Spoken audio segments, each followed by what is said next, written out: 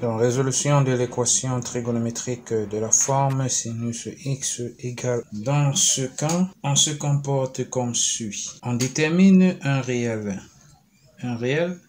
alpha tel que cosinus de alpha soit égal à A.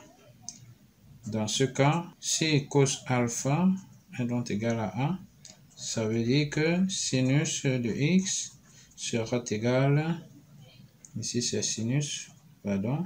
Donc si sinus alpha est égal à A, alors on aura donc sinus de x sera égal à sinus de alpha. Ce qui implique donc qu'on aura x qui sera égal à alpha plus 2k pi, et x égale pour le sinus c'est pi moins alpha plus 2k pi, k appartenant à z. Donc voilà comment se comporter lorsqu'on est en face d'une équation trigonométrique de cette forme. Nous allons donc voir comment résoudre dans R. Nous allons maintenant nous servir de l'exemple qui est donné. Résoudre dans R l'équation sinus 2x égale à racine de 3 sur 2. Là, c'est la solution. Que faire ici? Il faut d'abord déterminer l'angle. Donc, alpha ici, c'est l'angle. Le réel alpha, c'est l'angle. Quel est l'angle alpha pour lequel le sinus me donne racine de 3 sur 2? Donc, comme tout à l'heure, si je n'ai pas la valeur dans la tête, je peux toujours rapidement retrouver cela à partir de mon petit cercle trigonométrique, comme ça. C'est le sinus, donc je suis sur l'axe des sinus. Ici, c'est l'axe des cosinus. Je repère sur l'axe des sinus, racine de 3 demi. Donc, je suis ici à 1 demi. Racine de 2 sur 2, racine de 3 sur 2, c'est ici. Je projette sur le cercle et puis je représente cette droite. Je me rends compte que ça subdivise de 0 à pi sur 2 en combien de parts? On peut donc subdiviser en 3 parts de cette valeur. Donc l'angle, c'est cet angle-ci qui vaut normalement pi sur 3. Voilà, c'est-à-dire 60 degrés. Une fois que j'ai cet angle, ça veut dire que le sinus de pi sur 3 est égal à racine de 3 sur 2. Voilà ce que cela signifie. Dans ce cas, je peux écrire que sinus de 2x est donc égal à sinus de pi sur 3.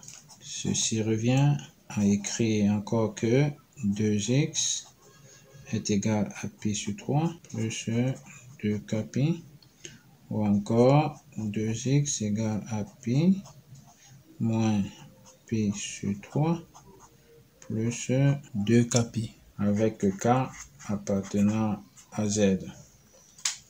Voilà, ceci revient à dire que je vais avoir x égale à pi sur 6 plus, c'est-à-dire on va diviser chacun de ces membres par 2.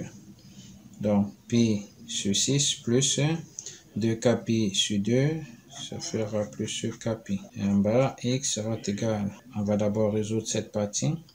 3 pi moins pi, ça fera 2 pi sur 3. Donc 2 pi sur 3, le tout sur 2, ça fera donc 2 pi sur 6. 2 pi sur 6, ça fait 2 pi sur 3. Ça fait pi sur 3. Donc ici, ça donnera pi sur 3 plus 2k pi sur 2, ça fait également k pi avec k appartenant à z.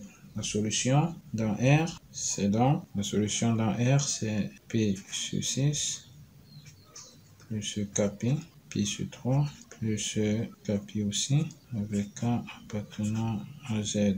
Voilà, voilà la solution dans R. Je vous donne par la suite un petit travail à faire chez vous. Trouver les solutions de cette équation dans l'intervalle 0 pi. Je tiens à rappeler que les solutions doivent être données sous cette forme. S égale des valeurs que vous avez trouvées. Exemple, je prends par exemple pi sur 6, pi sur 3, etc. Et vous refermez.